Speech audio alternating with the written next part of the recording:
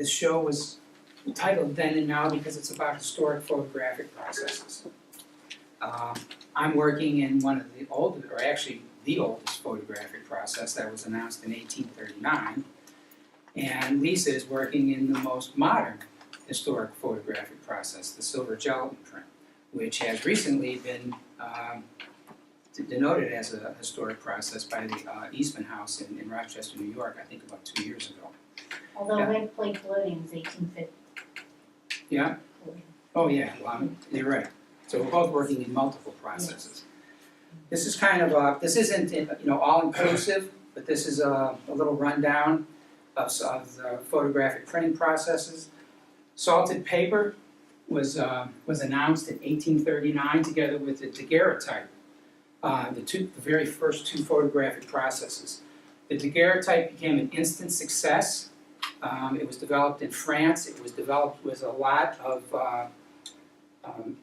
help from the government. They've actually sponsored the development of that process. And so it became a public process, and there instantly, there were thousands of daguerreotypes. And I believe it was in 1840 there were over 2 million daguerreotypes that were made in Paris. Mm-hmm. Salted paper was announced in 1839, same time. It was almost a simultaneous announcement. In fact, William Henry Fox Talbot, who developed salted paper, raced to announce it so that he could beat Louis Daguerre. He patented the process because he intended to make money off of it, and as a result it never became very popular because it wasn't universally available. People finally broke the patent, and they were able to modify it slightly to create other types of processes. The calotype is a salted paper negative. Originally the two processes were the same, but then in order to create a better negative, which were actually paper negatives, the calotype was developed using different kinds of chemicals to do it. Albumin kind of took over the printing process about 10 years later. That process actually takes egg whites and coats very fine cotton paper with egg whites, and then infuses it with silver chloride, similar to the silver gelatin paper. It's a very luxurious looking surface.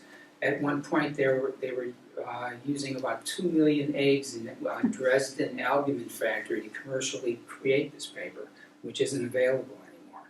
You have to hand coat it yourself, which is one of the processes that I work in. Amber types and tin types took over for the daguerreotype. And tin types is one of the things that Lisa's working with now. Those were both wet plate types of processes where you hand coat an emulsion on a piece of metal, and you can also make glass negatives that way. You have to work, as Lisa said, you have to work with it while it's wet. That was taken over by a dry plate process, and then later acetate came around and film came into being. Carbon print is another very archival process, another hand-coated emulsion. Platinum palladium came around in 1873. Very popular way and very luxurious looking prints. The photogravures, which are another one that I did, and some of these are up on the wall, came around in 1880. That's actually a way of putting a photograph onto an etched plate so that you can make, they're actually carbon ink prints on a printing press. And then the silver gelatin print came around and pretty much threw everything out the window as far as historic processes until there was kind of a renaissance about 10 or 15 years ago, and people started doing a lot of these processes again. As I said, William Henry Fox Talbot was the person who announced the salted paper print. He was, one of the landed gentry in England, a very wealthy man. One of, like many of his kind, he was a polymath. I mean, he knew, he was well versed in mathematics, literature, all kinds of arts, but he couldn't draw, which was kind of looked down upon for someone of his status. And so he started using things like the camera obscura. I don't know if you looked at the camera that was out in the window out there.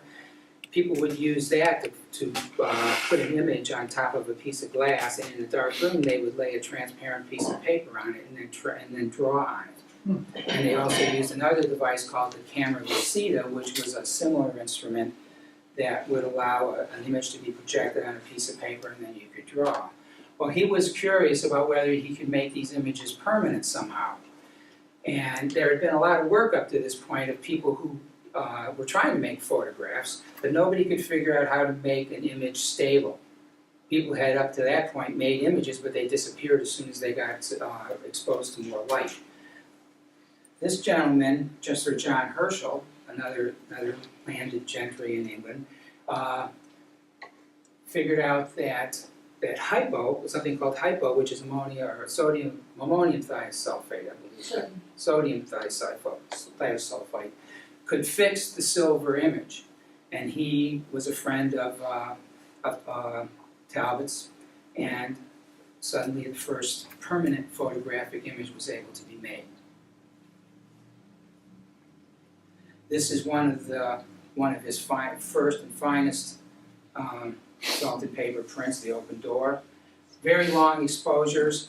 Okay, so salted paper was used for the negative and for the positive, so you would put a piece of salted paper in your camera, expose it for 20 minutes, 30 minutes, or whatever, develop it, and then coat another piece of salted paper, and you would wax the negatives to make the paper negatives to make them translucent, and put them in contact with another piece of salted paper, and put them out in the sun. So this was his little processing plant, and they had big rows upon rows that they would put these contact print frames that had negatives and paper, and they could be exposed for anywhere up to an hour or two, depending on how much sun there is. Now the way these little frames work is they have what's called a split back, and so you can take it and you can open it up and you can see how the exposure is doing. Salted paper is what's called a printing out process, so the image actually starts showing up as it's exposed to light, as opposed to a develop out process, which the image doesn't show up until it gets in contact with the developer. So I got interested in this when I was taking some courses in Rockport, and I worked with a number of these different processes, salted paper being one of them.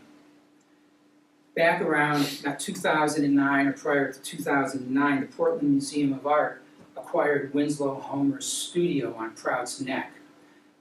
They purchased it and they put together a fund to renovate the studio and have a big show in honor of that. Now Homer was born in 1936 and he moved to Prout's Neck, Maine in 1884.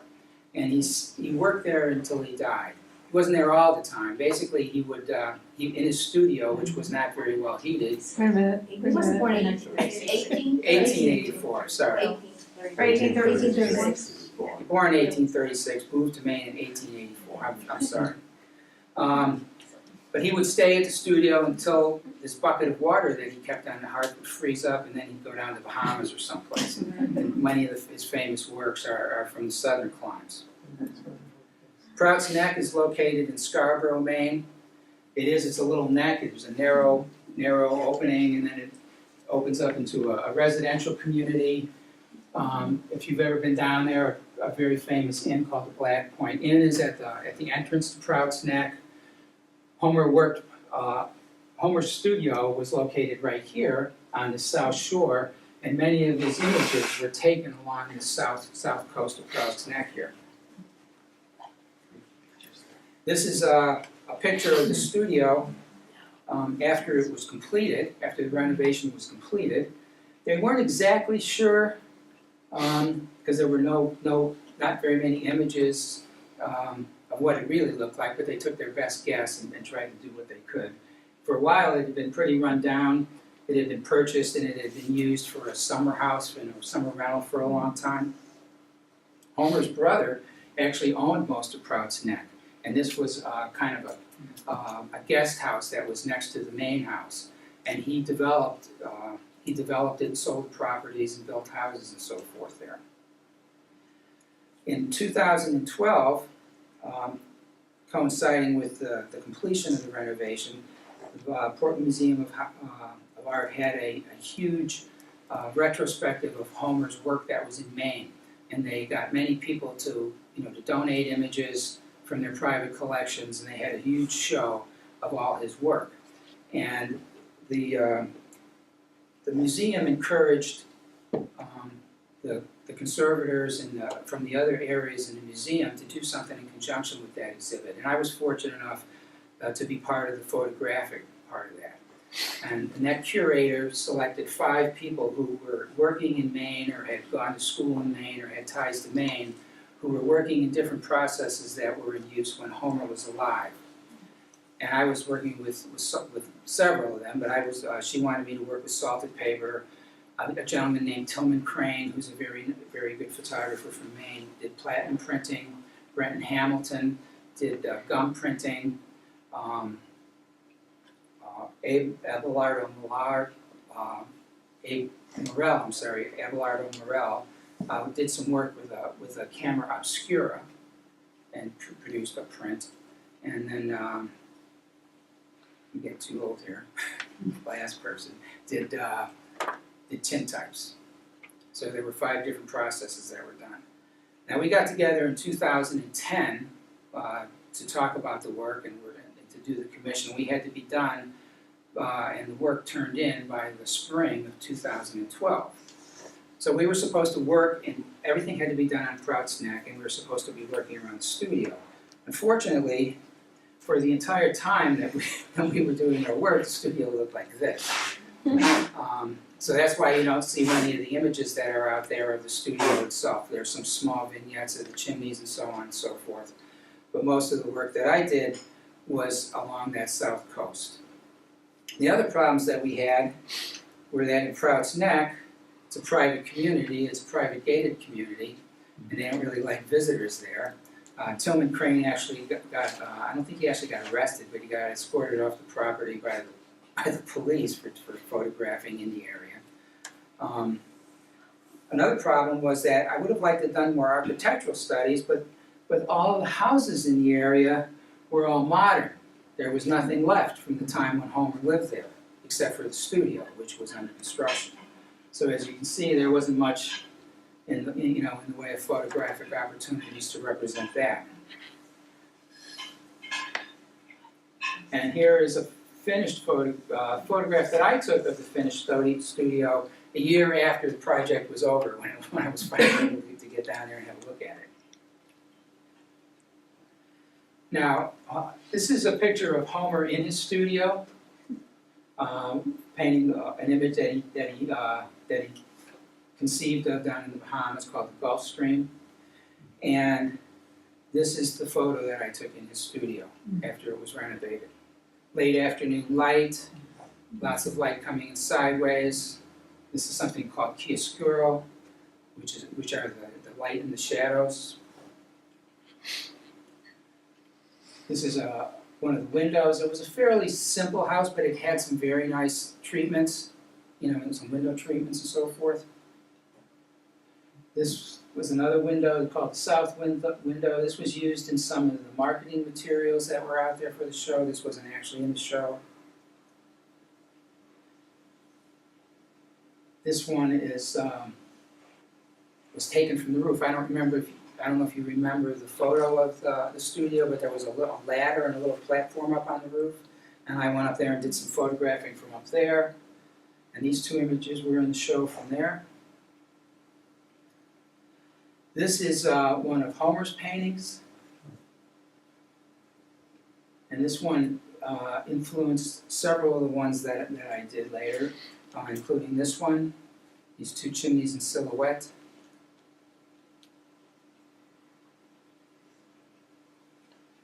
I don't know if you remember on the map, but there are 2 points on that south coast, the eastern point and the western point.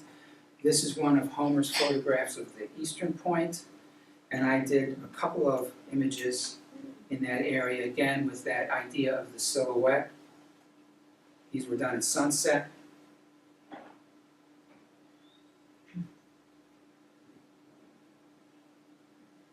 There's a shore path that goes all the way. You can go there, and if you can't actually park anywhere, but you can park down the road and you can walk, and you're allowed to walk all the way around Prout's Neck. There's a shore path that's very interesting. And I actually had been walking there and photographing there for a couple of years before I got involved in this project, because I used to take my dog walking there all the time.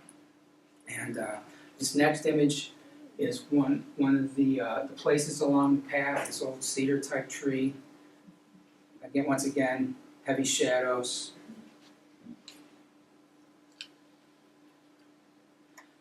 This is the first slide again, weather beaten. This was one of his paintings from along the south coast, right along the shore path.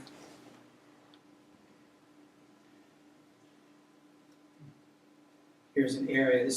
This never made it into the show, but this one did. This was taken with pretty harsh sun, noonday sun, when the waves were pretty big. Another one along the south coast. The rocks there are extremely interesting, these long striations.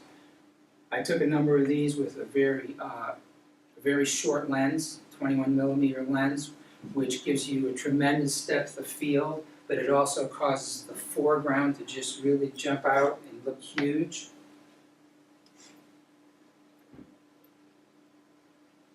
I spent a lot of time here I had a condominium in Portland, so I was there.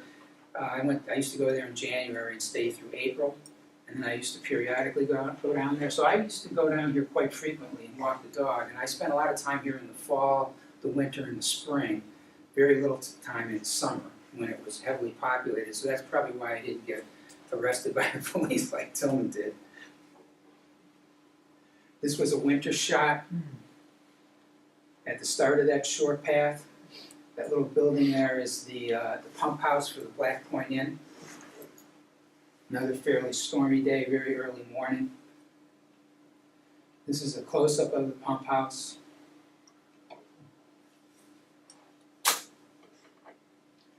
Right around not actually on the neck, but right around the corner, there's a beach called Ferry Beach. It's right across from Pine Point in Scarborough. This day marker is now gone. It got washed away in the storms 2 winters ago.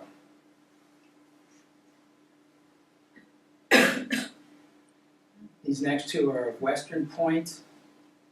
Kind of flattens out here and looks across at Old Orchard Beach.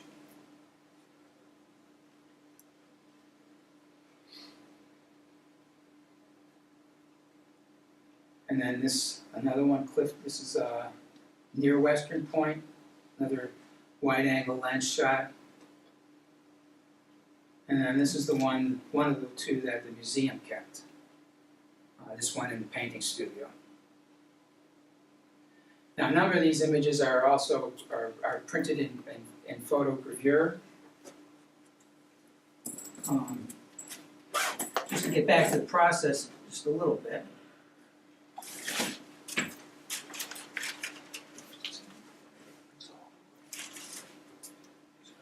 These are the negatives that I work with, and some of them are even bigger. They're contact printed, so you can't enlarge for any of these processes because the printing time is so long. And for example, the salted paper takes 18 minutes to expose underneath UV light, underneath a UV light box, and it can take hours out in the sunlight.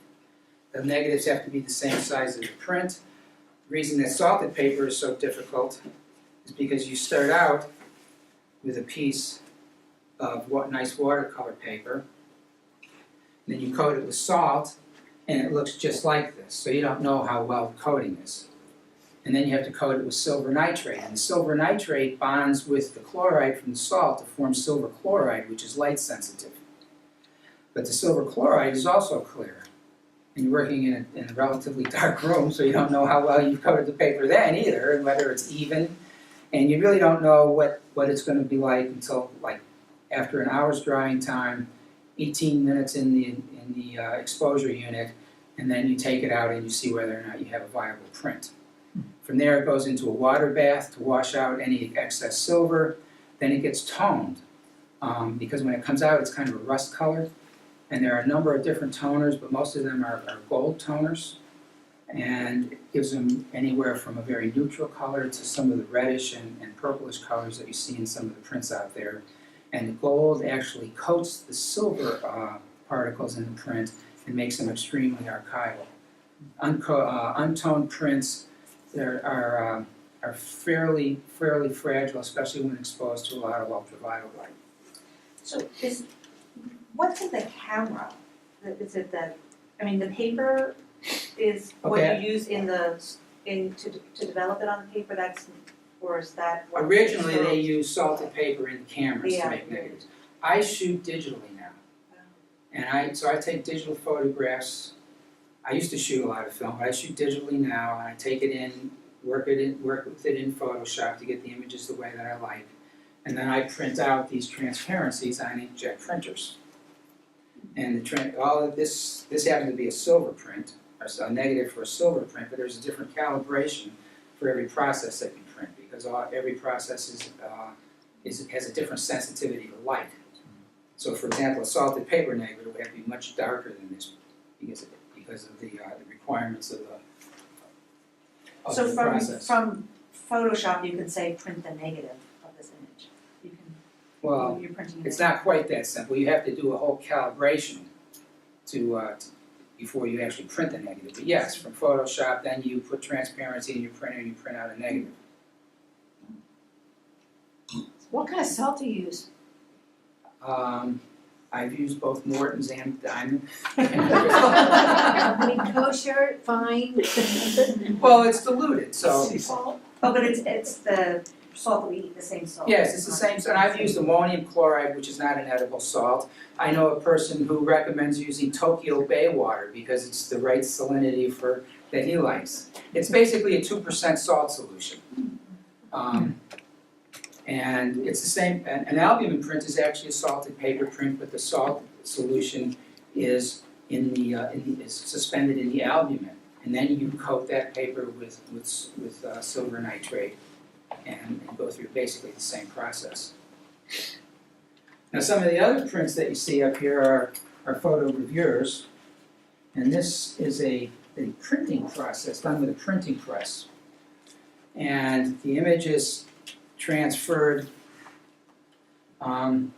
it's a positive image actually, and this is actually a polymer plate. Originally the gravure was done with copper plates, and then they were acid washed, which is fairly toxic. This is a fairly safe product to work with. You can pass this around if you want. This is a plate actually of the first image that you see on the wall.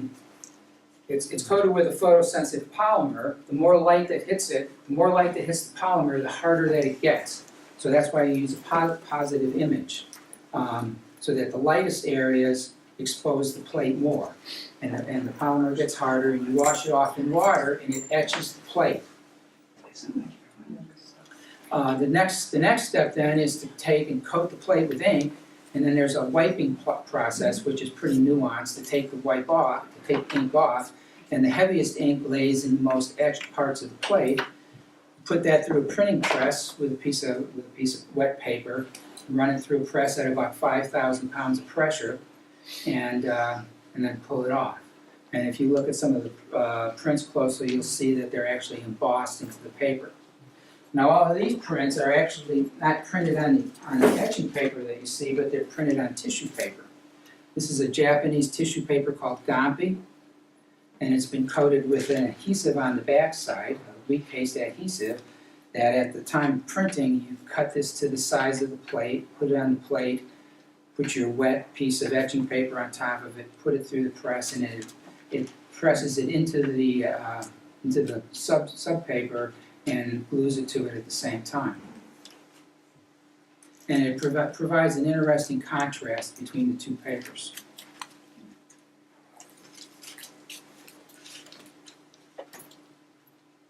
Any questions? What is Homer's studio now? Is it open as a museum or something? Yes, the museum owns it. You can't go there on your own, but they have tours that will take you there. And they also sponsor events. They also have put in a camera on top of the studio that is on all the time. If you ever go to the museum, it's showing you what the weather is like on the water and off the islands out there.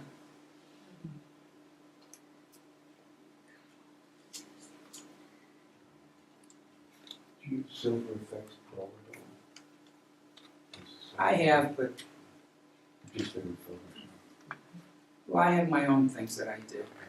Silver Effects, I mean, I know a lot of people that use it with success, and I've looked at it and I've tried it out, but I have a number of things that I like to do. A number of the prints, okay, Homer was a lithographer early on in his life, and he did etchings also later on.